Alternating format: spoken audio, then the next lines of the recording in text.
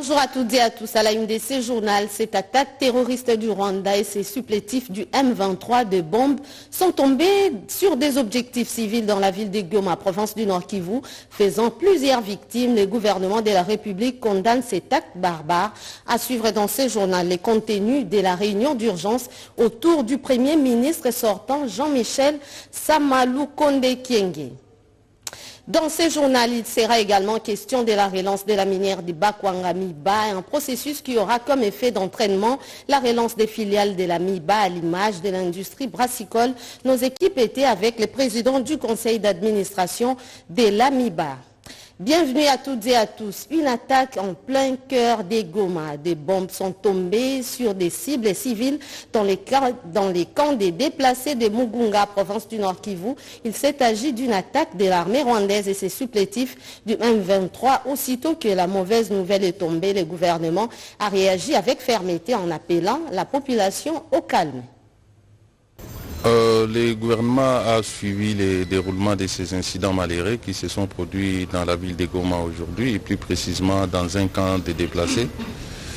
Le gouvernement de la République, au cours du Conseil des ministres de ce jour, a gardé d'abord une minute de silence en mémoire des victimes qui se comptent.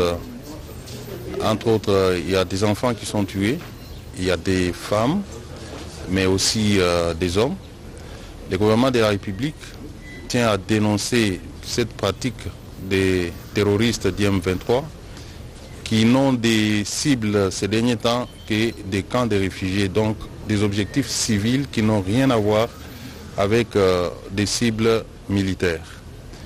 Nous, en tant que gouvernement, nous allons dans les prochains jours saisir le Conseil de sécurité des Nations Unies pour dénoncer ces faits, cette violation flagrante des droits humanitaire, parce que la guerre a des règles et que ces forces négatives dirigées par les Rwandais se mettent à tuer nos personnes civiles. Donc nous allons porter cette affaire devant les instances internationales compétentes. Mais aussi, le gouvernement de la République se prépare à une riposte proportionnelle à cet acte de provocation, énième acte de provocation du Rwanda, qui a choisi de terroriser la population civile alors que celle-ci ne veut que la paix. Nous demandons à nos populations de garder l'air calme. L'objectif ici visé par l'ennemi, c'est de démoraliser la population, la pousser à la révolte, mais nous allons bientôt faire une riposte proportionnelle à cet acte de provocation. Justement, cette attaque meurtrière a fait l'objet de la réunion du Conseil des ministres qui s'est tenue hier vendredi sous la conduite du Premier ministre sortant Jean-Michel Samalukonde Kyenge. Le compte rendu a été fait par la ministre de la Culture, Arts et Patrimoine, Catherine Katungu-Fouaraya. En voici un extrait. C'est en faisant observer une minute de silence que le Premier ministre, chef du gouvernement, a débuté le Conseil des ministres ce jour. En mémoire des compatriotes, des enfants fauchés, ce matin du 3 mai 2024, par la folie meurtrière de l'armée rwandaise et ses supplétifs terroristes M23 qui ont bombardé le camp de déplacés de Mugunga à Goma, faisant ainsi plusieurs morts. Cette attaque d'un objectif civil n'est pas la première du genre et s'inscrit dans une stratégie de plonger dans la terreur la population du Nord Kivu. Le vice-premier ministre, ministre des Affaires étrangères, a été chargé de saisir, à travers notre représentation à New York au Conseil de sécurité, pour dénoncer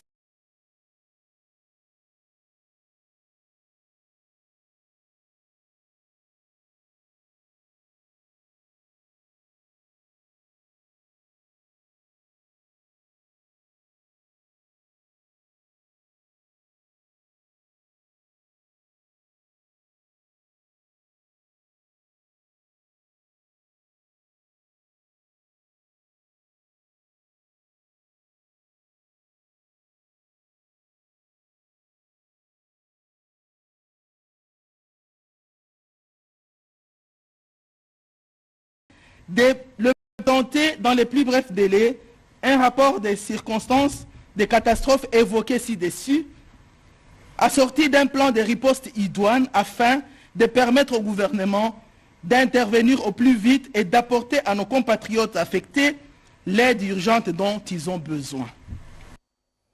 Le 3 mai de chaque année, c'était hier, l'humanité a célébré la journée de la liberté de la presse, une journée placée sous les thèmes « La presse au service de la planète ». D'autres explications à travers ces reportages. À l'occasion de la célébration ce vendredi 3 mai 2024 de la Journée mondiale de la presse, les journalistes congolais rendent public son classement annuel. Pour les directeurs d'Ekin 24, l'information doit être impartielle, comme la chaîne nationale, la RTNC, au milieu du village, précise-t-elle. Je crois que les responsabilités sont partagées. On va dire qu'à ce jour, on a évolué, parce que depuis ces temps, on a vu certains médias être fermés à cause de non-respect, mais le gouvernement aussi de son côté devrait justement soutenir les médias parce que nous vivons en RDC, nous connaissons comment les chaînes de télévision fonctionnent, bien que certains essayent de survivre avec des annonceurs et autres, mais je pense que cette subvention apportera beaucoup plus de liberté et d'indépendance à ces médias. Que l'État congolais disponibilise un budget qui permettra justement leur survie et cela aussi jouera de la même manière d'un autre côté sur le comportement du journaliste ou du social même du journaliste en tant qu'agent de ce média-là.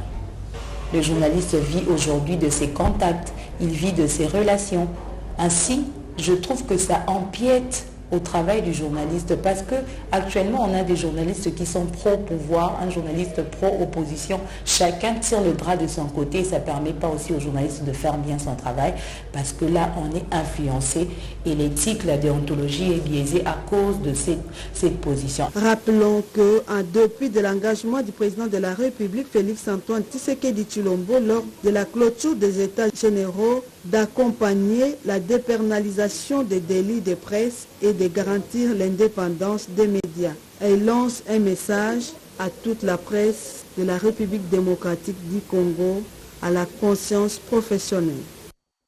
Le Conseil supérieur de l'audiovisuel, CESAC, recommande aux organes de presse de se référer aux sources officielles avant le traitement des questions relatives à la guerre de l'Est et une communication de son président, Christian Bossembe, commentée ici par Odilon Kayuma. Le récent communiqué du Conseil supérieur de l'audiovisuel et de la communication CESAC continue à faire grand bruit. Un communiqué recommandant au directeur des programmes de tous les médias opérant en RDC de ne plus diffuser les informations en rapport avec la rébellion de l'Est de la RDC sans se référer aux sources officielles. Pour une frange des professionnels des médias qui n'est pas d'accord à ces sujets avec les CESAC, s'insurge contre toute tentative de museler la presse, sinon d'étouffer la liberté d'expression consacrée par la Constitution de la République.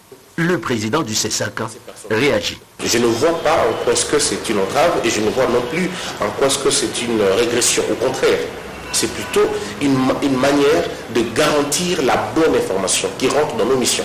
Le combat que nous avons, c'est le combat de l'accès à l'information. Il faudrait que les journalistes aient l'accès à l'information. Il faudrait que les officiels permettent aux journalistes d'avoir les informations à la source. Parce que si les journalistes n'ont pas l'information à la source, c'est ça qui crée généralement des informations ramassées sur les réseaux sociaux, ainsi de suite. Une autre affaire qui fait grand bruit au niveau de la presse, les dossiers forage et lampadaires, qui a coûté des millions de dollars américains au trésor public congolais, dont l'exécution sur le terrain suscite plusieurs interrogations et parfois des positions partisanes dans les chefs de professionnels des médias. Et Crispin Bossembe en appelle à la conscience professionnelle. Faire des investigations, ça ne veut pas dire insulter. Il faudrait qu'on comprenne que les imputations dommageables, les calomnies, la diffamation sont des infractions pour lesquelles on peut arrêter des gens. Et un journaliste ou les journalistes ne devraient pas s'adonner à cela. Limitez-vous à votre mission de dénoncer et laissez les instances judiciaires faire leur travail. En ces jours de la célébration de la Journée mondiale de la presse, le président du CESAC n'a pas oublié de remercier tous les professionnels des médias, notamment pour le travail de haute volée abattu tous les jours, afin d'informer le public en général. Autre chose, Excellencia, c'est la note qui sanctionne l'évaluation à mi-parcours, les cursus des boursiers de ces programmes en France. Une évaluation faite lors du récent séjour de la première dame Denise Nyakeru-Tshisekedi, initiatrice de ces programmes à Paris. C'est un papier de notre envoyé spécial à Paris, Naïcha Kialamouila, rendu par Patrick Michel Moukoui. Un dessin portrait fait à la main, l'expression de la reconnaissance est autant émotive que le sourire sur leur visage.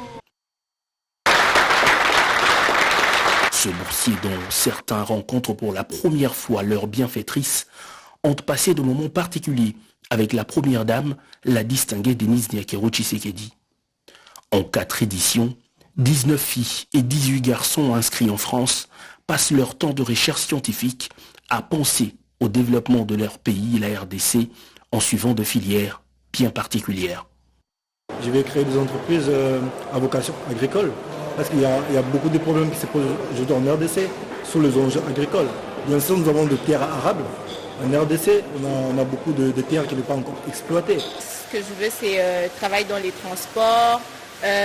Moi, ce que j'aimerais bien, c'est relier le nord et le sud de la RDC, l'est et l'ouest. Dépendant de la situation géographique de la RDC, on n'a pas tous les mêmes richesses et ça serait bien que l'est puisse apporter ses richesses à l'ouest, les sud au nord et vice-versa.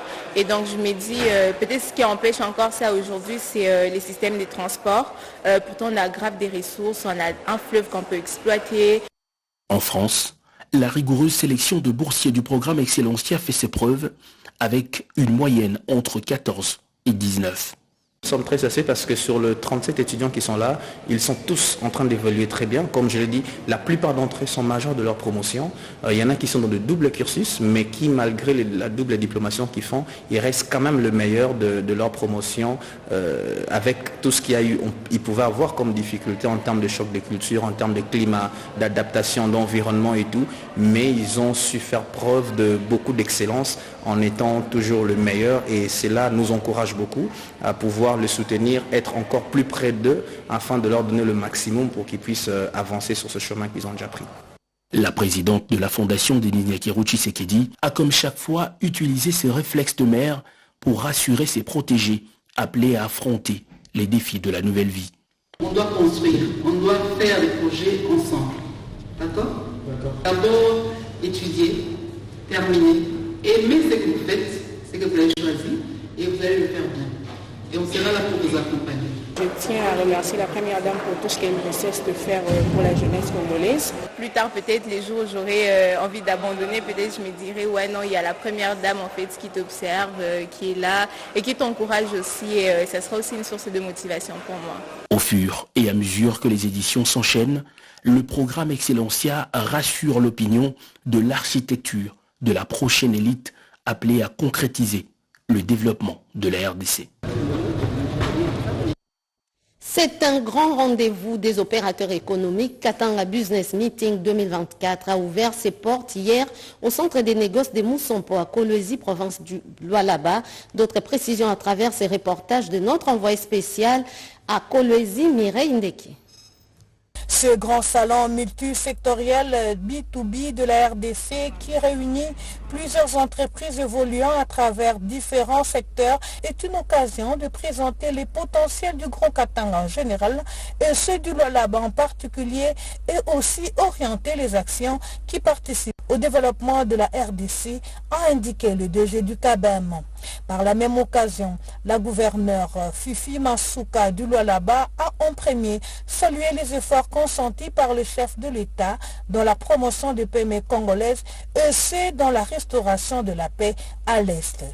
Je rends mes vivants hommages à son Excellence Félix-Antoine Tshisekedi Tshilombo, président de la République et chef de l'État, l'artisan de l'assainissement du climat des affaires et maître de l'orchestre du gagnant-gagnant dans l'exploitation minière en République démocratique du Congo. Je ne peux pas continuer sans réitérer mon appui et affirmer celui de la population du Lualaba au chef de l'État qui consacre toute son énergie pour pacifier le pays et en finir avec les tueries causées par l'injuste agression rwandaise dans la partie est de notre territoire national. La dire-tabac du chef de l'État, Nicole Boacha, donne le go de ces assises en toute fierté.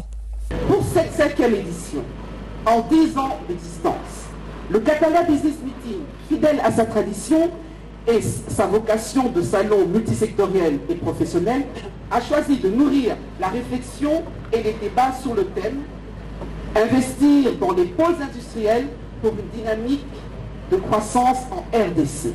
Après les allocutions des officiels, suivra la coupure du ruban symbolique pour sceller l'ouverture de ces assises. Moment propice pour les entreprises évoluant dans la sous-traitance de présenter leur potentiel au service de la province.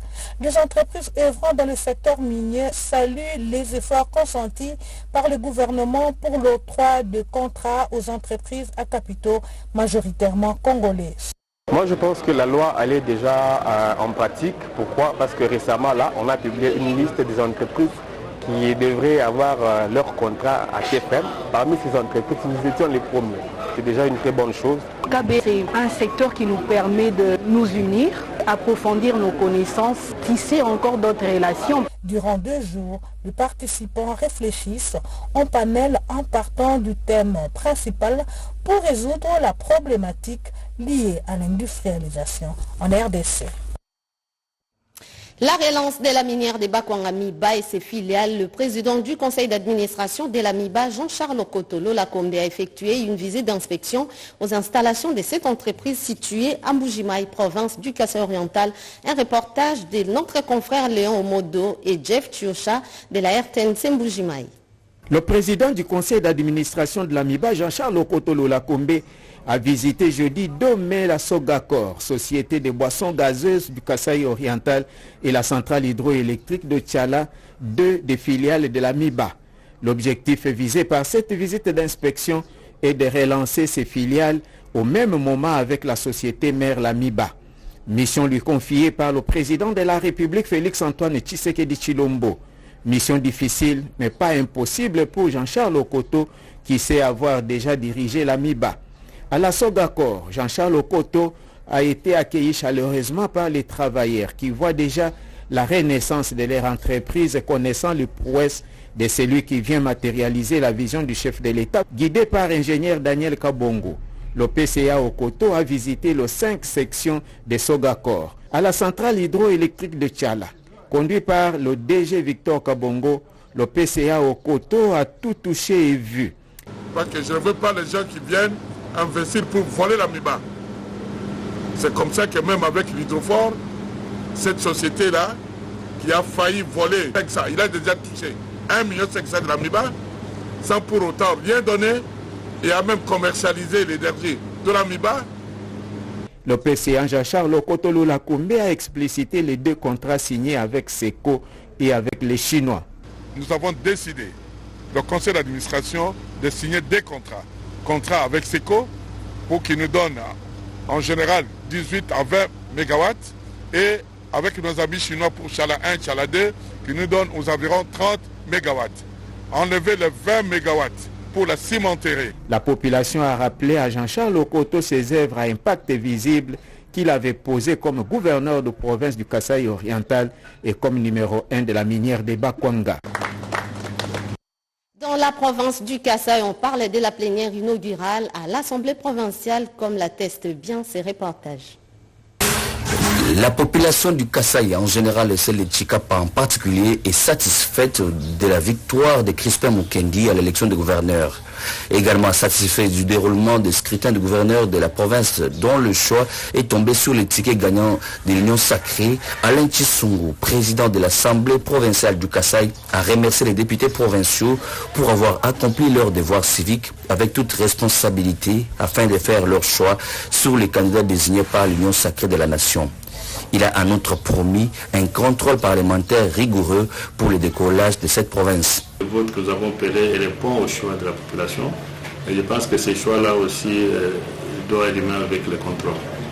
Donc le gouverneur que nous venons de voter a la chance d'être des mêmes partis que moi, mais ça ne donne pas une carte blanche pour que n'importe quoi puisse se faire. Nous allons jouer notre rôle parlementaire, lui jouera son rôle d'exécutif, et ensemble nous pourrons quand même relever les défis. Vous savez, il y a un défi majeur au Kasaï, c'est que nous sommes une province post-conflit, nous sommes une jeune province, nous sommes une province qui n'a pas décollé. Les 5 dernières années ici au Kasaï, nous n'avons pas eu l'appui du gouvernement central. C'est pourquoi nous avons porté le choix vers quelqu'un qui a l'appui de l'autorité nationale pour que son implication, son attachement au parti puisse quand même aider la province à gagner, soit en tirer les dividendes. Voilà. Soulignons que le nouveau gouverneur élu, Maître Crispin Mukendi, c'est une réalisation de la volonté de la population de la province du Kasaï qui veut à tout prix un changement total à la tête de cette province de la République démocratique du Congo. La Caisse nationale de sécurité sociale CNSS poursuit sans relâche ses actions sociales auprès de ses bénéficiaires en mission de travail en Mbujimayi, province du Kasaï oriental. Le directeur général adjoint de la CNSS, Didier Kipopa Omeonga, a présidé une réunion à ces sujets sans reportage de Léon Omodo et Jeff Chiocha de la RTNC Mbujimayi. Le directeur général adjoint de la Caisse nationale de sécurité sociale CNSS, Didier Kipopa Omeonga séjourne à Mbujimayi. Aussitôt arrivé, il a tenu une importante réunion de service à l'intention des agents et cadres de la CNSS Kasaï oriental dans la salle Isidore Kabasela Kabengela de la CNSS remplie comme un œuf. C'était en présence du directeur provincial Alido Mamina Kaisha et de ses 2 adjoints. À cette occasion, le DGA Didier Kipopa Omeonga a rappelé à ses interlocuteurs les instructions qui régissent la CNSS et qui doivent être d'application à la loupe en vue de permettre à la Caisse nationale de sécurité sociale de remplir ses devoirs régaliens.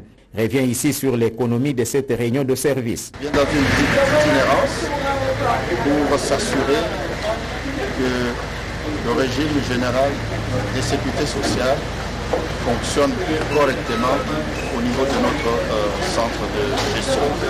Il est venu nous booster nos efforts pour que davantage nous puissions maximiser les recettes et prendre correctement en charge nos bénéficiaires. Consolés par cette visite, la première dans l'histoire de la CNSS Kasaï oriental, les agents et cadres de cette entreprise ont profité pour échanger sans intermédiaire avec le numéro 2 de la CNSS en République démocratique du Congo. Ils ont remercié le DGA pour sa présence. Ils ont posé des questions d'éclaircissement, pas seulement des questions, ils ont également fait des propositions dans l'intérêt des objectifs de la Caisse. C'est dans cette ambiance que cette réunion a pris fin, donnant ainsi le temps au DGA de poursuivre la série des réunions programmées. À présent, cette annonce du gouverneur ad intérim de la province du Kwilu sur l'augmentation du budget de la santé dans cette partie du pays. Et dans le cadre de l'effectivité de la vision du chef de l'État, Félix-Antoine Tshisekedi Tshilombo, volet santé universelle, le gouverneur du Kwilu, Félicien Kiwaïmwadi, vient de s'engager à lutter contre la mortalité maternelle et infantile par l'augmentation du budget du secteur santé de la province à la hauteur d'au moins 15%. Cette décision a été prise au cours de la cérémonie de la campagne nationale des plaidoyers politiques en la matière, organisée par la coalition de la société civile pour la santé de la reproduction, mère, du nouveau-né, de l'enfant, de jeunes, adolescents, les soins de santé primaire et la nutrition RDC, COSE, SRMNEA, NUT en sigle.